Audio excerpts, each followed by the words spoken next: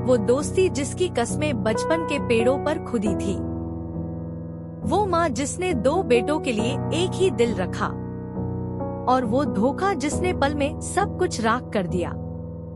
Cinema सेडिट्स पर पेश है रक्षक, वह सच्ची कहानी जहां दोस्ती की कब्र पर इंसाफ का महल बनता है। कहानी एक आईपीएस अफसर राज की, जिसने देश की सरहद बचाने की कसम खाई। और कहानी एक माफिया डॉन रघु की, जिसने नकली नोटों से देश की अर्थव्यवस्था लूटनी शुरू की। एक के हाथ में था कानून की किताब, दूसरे के हाथ में थी जाली नोटों की प्रेस। और दोनों के बीच खड़ी थी एक माँ, जो दोनों को एक ही आंचल में छुपाती थी। क्या इस पवित्र रिश्ते को तोड़ पाएगी पैसों की भूख? क्या बचपन का वो प्यार बदले की आग में झुलस जाएगा? या फिर राज को ही बनना पड़ेगा अपने सबसे प्यारे दोस्त का रक्षक, उसे खुद की बनाई नर्क से बचाने के लिए? यह है रक्षक, जहां हर गोली में एक याद है और हर मार में एक दर्द। गांव की उस पवित्र और सरल धरती पर, जहां हर रिश्ते की जड़ें मिट्टी की सौंधी महक और दिल की सच्ची गर्माहट में समाई होती हैं, वहीं राज और रघु की अटूट दोस्ती ने जन्म लिया था। दोनों का बचपन एक दूसरे के साथ गुजरा। वे साथ में पेड़ों पर चढ़ते, नदी में तैराकी करते, स्कूल जाते और एक दूसरे के घर के भोजन को बांटते। राज की माँ ने रघु को भी अपने दूसरे बेटे के समान ही प्यार और लाड दिया, क्योंकि रघु का अपना परिवार गहरी आर्थिक तंगी से जूझ रहा था और राज की माँ की ममता ने ही उसके बचपन के संघर्षों को कुछ हल्का किया। समय बीतता गया और इसी गांव की सुंदर व सरल लड़की सुमन से राज का प्यार परवान चढ़ा। दोनों का विवाह हुआ और राज ने एक ईमानदार आईपीएस अधिकारी बनने का संकल्प ले लिया। माँ का आशीर्वाद और रघु की दोस्ती उसके साथ थी और रघु भी अपने इस दोस्त की सफलता पर गर्व से भरा हुआ था। लेकिन जीवन का पहिया सदा एक सा नहीं चलता। राज अपनी नई पोस्टिंग पर शहर चला गया, अपनी माँ और प्यारी पत्नी सुमन को अपने साथ लेकर। रघु गांव में ही अकेला रह गया। आर्थिक संकट और कर्ज के भारी बोझ ने उसकी जिंदगी को दूभर बना दिया।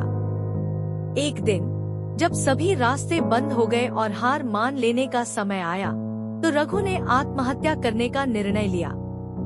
उसने फांसी का फंदा तैयार किया ही था कि तभी राज की माँ, जो संयोगवश गांव आई हुई थी, ने उसे ऐसा करने से रोक लिया। उन्होंने न सिर्फ उसे समझाया और धैर्य दिया, बल्कि अपनी जमापूंजी से उसके सारे कर्ज चुकाए और उसे एक नया जीवन दान दिया। उस दिन रघु ने उनके चरण छुए और कसम खाई कि वह उनके इस ऋण को कभी नहीं भूलेगा। पर अफसोस, उसके मन में अंधेरा पैठ चुका था। शहर में राज अपनी आईपीएस की ड्यूटी में ईमानदारी और कर्तव्यनिष्ठा से लगा रहा, जबकि गांव में रघु के मन में एक विषैला और विनाशकारी बीज पनप रहा था। उसने सोचा कि ईमानदारी से तो कभी कर्ज उतरने वाला नहीं है और माँ की दी हुई रकम भी तो वापस करनी है। तब उसने एक अंधेरे और गलत रास्ते पर चलने का फैसला किया। उसने नकली नोट छापने का धंधा शुरू कर दिया।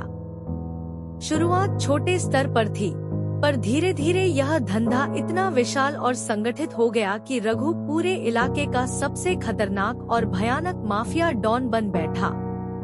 उसके आतंक से पूरा गांव और आसपास का क्षेत्र कांपता था। पैसे और ताकत के नशे ने उसे इतना भ्रष्ट और निर्दयी बना दिया कि वह उसी माँ को भूल गया, जिसने उसे जीवन दान दिया था। कुछ वर्षों बाद राज अपनी माँ और पत्नी सुमन के साथ फिर से गांव आया। उसे गांव की बदली हुई हवा में कुछ अजीब सी बेचैनी और डर का साया महसूस हुआ। लोग डरे और सहमे हुए थे। रघु का नाम सुनते ही उनके चेहरे उतर जाते थे। राज को गहरा शक हुआ। एक प्रशिक्षित आईपीएस अफसर की नजरों से उसने चुपचाप जांच शुरू की। धीरे धीरे उसे पता चला कि उसका अपना दोस्त रघु, जिसके साथ उसने बचपन के सुनहरे पल बिताए थे, अब नकली नोटों का सबसे बड़ा धंधेबाज और एक भयानक माफिया डॉन बन चुका है। यह कड़वा सच राज के लिए एक भीषण सदमे से कम नहीं था। राज ने फैसला किया कि वह रघु से सीधा सामना करेगा और उसे सही रास्ते पर लौटने के लिए समझाएगा। शायद अभी भी उसके अंदर का वो पुराना दोस्त जिंदा हो।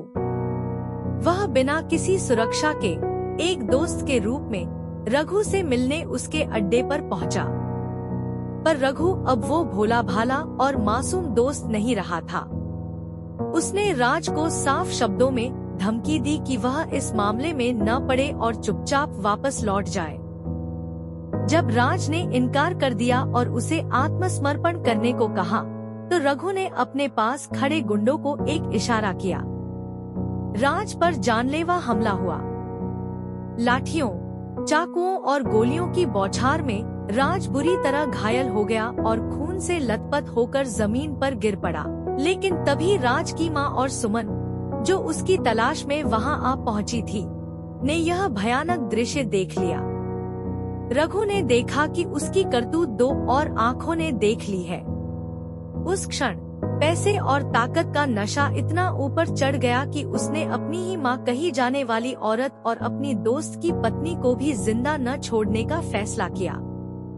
उसने अपने गुंडों को आदेश दिया और उन बेरहम लोगों ने राज की माँ और सुमन पर निर्मम हमला कर दिया। राज अपनी धुंधलाती आंखों के सामने अपने प्यारों को मरते देखता रह गया, लेकिन वह कुछ न कर सका क्योंकि वह खुद मौत के करीब था। उसकी आंखों के सामने अंधेरा छा गया और वह बेहोश हो गया। रघु ने यह मान लिया कि राज भी मर गया है और उसने सभी लाशों को नदी में फिंकवा देने का आदेश दिया। चमत्कारिक रूप से राज की सांसें अटकी हुई थी। नदी के किनारे बहते हुए उसे कुछ मछुआरों ने देखा और नजदीकी शहर के एक बड़े अस्पताल में भर्ती कराया। वहां की प्रतिभाशाली और दयालु सर्जन डॉक्टर पूजा मल्होत्रा ने उसका इलाज शुरू किया। राज की हालत बेहद नाजुक थी। उसके शरीर पर कई गहरे चाकू और लाठी के घाव थे, कई हड्डियां टूटी थी, लेकिन उससे भी ज्यादा गहरे थे उसके मन के जख्म। जब उसे होश आया और उसे पता चला कि उसकी माँ और पत्नी इस दुनिया में नहीं रही, तो वह पूरी तरह से टूट गया। पर डॉक्टर पूजा ने न सिर्फ अपनी मेडिकल कुशलता से उसके शारीरिक जख्म भरे, बल्कि उसे जीने का एक नया मकसद भी दिया, बदला लेना और इंसाफ करना। कई महीनों की गहन चिकित्सा देखभाल, कई सर्जरियों और लगातार फिजियोथेरेपी के बाद राज धीरे धीरे अपने पैरों पर खड़ा हुआ। पर अब वह पहले वाला राज नहीं था। उसकी आंखों में एक ठंडी, तेज और निश्चय भरी आंख थी, जो सिर्फ और सिर्फ इंसाफ की तलाश में जल रही थी। डॉक्टर पूजा ने उसकी इस जुनून और दर्द में उसका साथ दिया और धीरे धीरे वह उसके लिए सिर्फ एक डॉक्टर नहीं, बल्कि एक सहारा और सलाहकार बन गई। राज ने अपनी आईपीएस की हैसियत और पावर से फिर से काम शुरू किया, लेकिन इस बार उसका लक्ष्य सिर्फ एक था, रघु और उसके नकली नोटों के पूरे साम्राज्य को जड़ से उखाड़ फेंकना। राज ने बड़ी सूझबूझ और गुप्त रूप से अपनी जांच शुरू की। उसे पता चला कि रघु ने पूरे गांव और आसपास के कई इलाकों में एक भयानक और जटिल माफिया नेटवर्क खड़ा कर लिया है। पुलिस, प्रशासन और राजनीति तक में उसके लोग और साठगांठ बैठे हुए थे।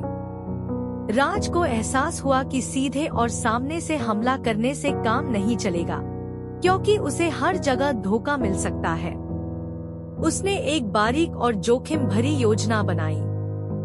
उसने खुद को एक बड़े और अमीर नकली नोट खरीदार के रूप में पेश किया और रघु के करीबी और विश्वसनीय लोगों के संपर्क में आने लगा। इस प्रक्रिया में राज को रघु के सभी गुप्त ठिकानों, उसकी तस्करी के रास्तों और उसके पूरे ऑपरेशन की पूरी जानकारी मिल गई। वह जानता था कि रघु को पकड़ने के लिए उसे उसकी फैक्ट्री और ठोस सबूतों के साथ ही पकड़ना होगा। एक अंधेरी रात, जब रघु बड़ी मात्रा में नकली नोट छापने में व्यस्त था, राज ने अपनी विशेष और विश्वसनीय टीम के साथ छापा मारा। एक भीषण और खूनी मुठभेड़ हुई, जिसमें रघु के कई गुंडे मारे गए या गिरफ्तार किए गए। पर रघु फिर से अपनी चालाकी और गुप्त रास्तों से भाग निकलने में सफल रहा। रघु अब बौखला और हताश हो गया था। उसे पता चल चुका था कि राज जिंदा है और उसके पीछे पूरी ताकत से पड़ा है।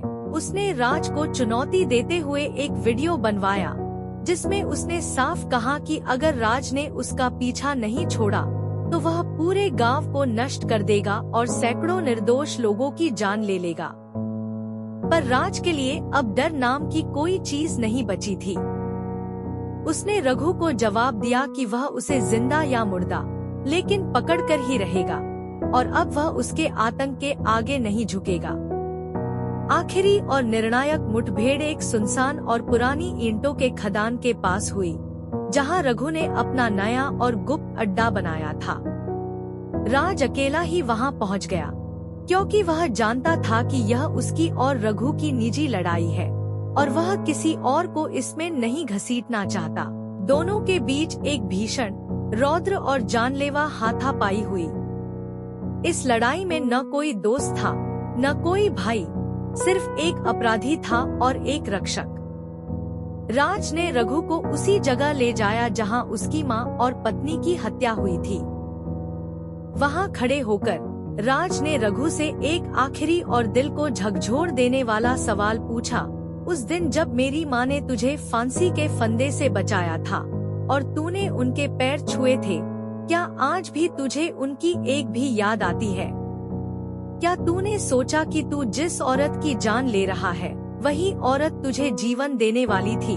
यह सुनकर रघु का हाथ कांप गया और उसकी आंखों में एक पल के लिए पश्चाताप और भय की चमक दिखी, लेकिन फिर वह गुस्से और हिंसा से भर गया और उसने राज पर गोली चला दी।